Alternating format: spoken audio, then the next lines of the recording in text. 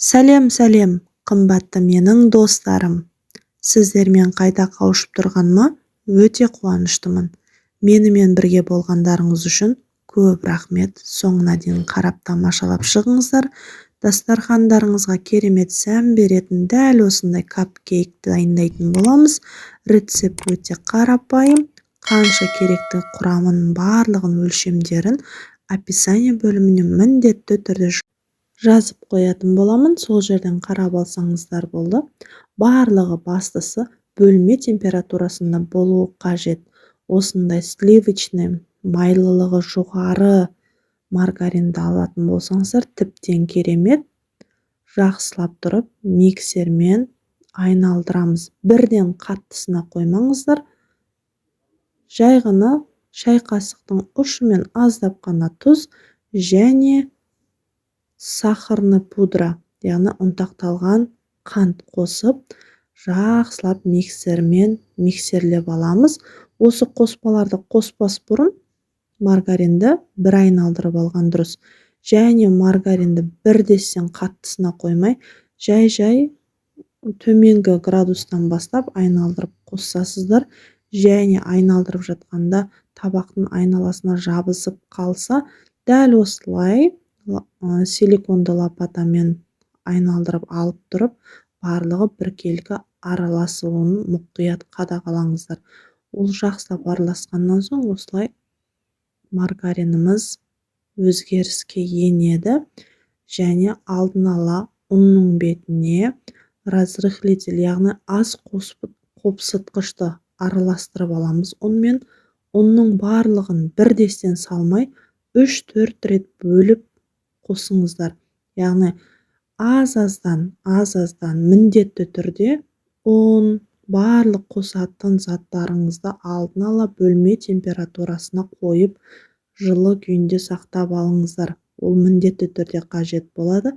Және бөлме температурасындағы сүт, яғни бір құрғақ, бір сұйық қылып, аз-аздан қосып, біркелкі массаға келтіріп аламыз.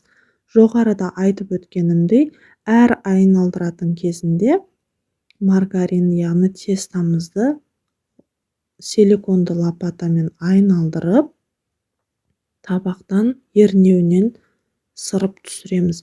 Себебі барлығы да біркелкі етіп араласу қажет.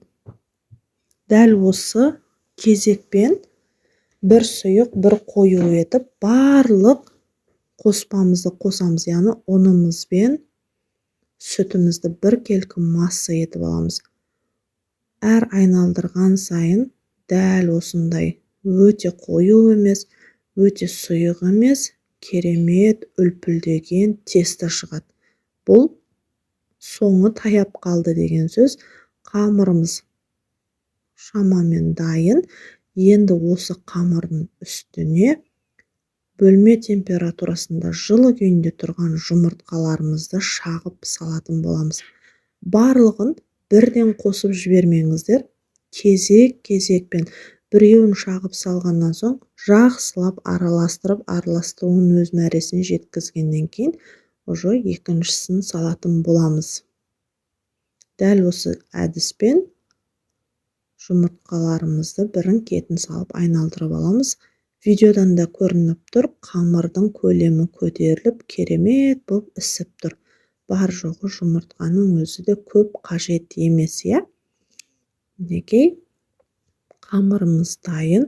Алдын ала пешімізді қыздырып қоямыз да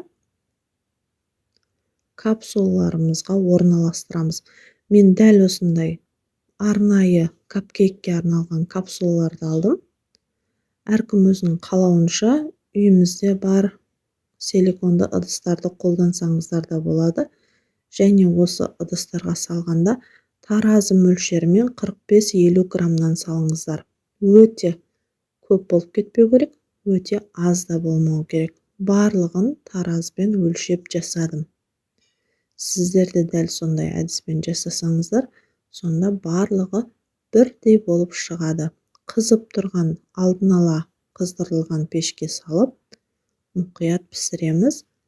Капкейкіміздің қамырлары пісемін дегенше кремге кірсек, крем бізде крем-чизбен жасалады.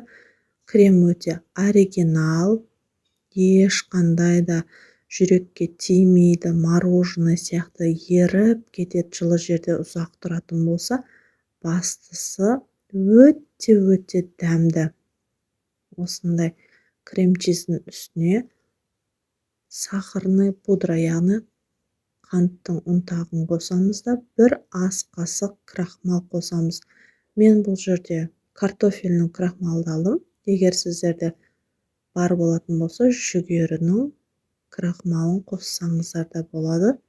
Және үстінен 33-35% сливке құятын боламыз. Бірден барлығын көп қылып құйып жібермеңіздер.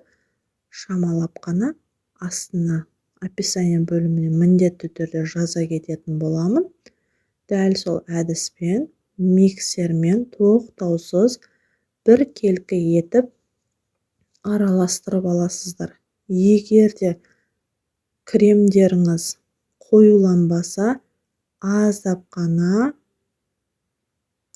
загуститель қоссаңыздар болады. Бастысы кремдеріңіз өте қою болу керек. Сұйық болса, сіздер қалаған формада тұрмай қалуы мүмкін. Барынша қою еткен дұрыс. Креміміз жақсылап араласып, дайын. Соңында осылай қасықты тұрғызып қойып тексерсеңіздер де болады. Қасық бір шетке құлап кетпесе, онда креміңіз дайын деген сөз. Қоюлығы өз мәресінде деген сөз. Және осындай кулинарлық қапшықтарға өздеріңізге ұнайтын насадка формаларды салып, кремді қалауларыңызша безендіріп, капкейктің бетіне орналастырсаңыздар болады. Бастысы капкейк өзі жақсылап суы керек. Ыстық күйінде, я болмаса жылы күйінде кремді жақпаңыздар. Себебі креміңіз еріп кетуі мүмкін. Өзі бөлме температурасында тұрып кебуі керек. Және қалауларыңызша дәл осындай әртүрлі сахарны бусинки деп айтылады. Қалауларыңызша безендірсеңіздер болады.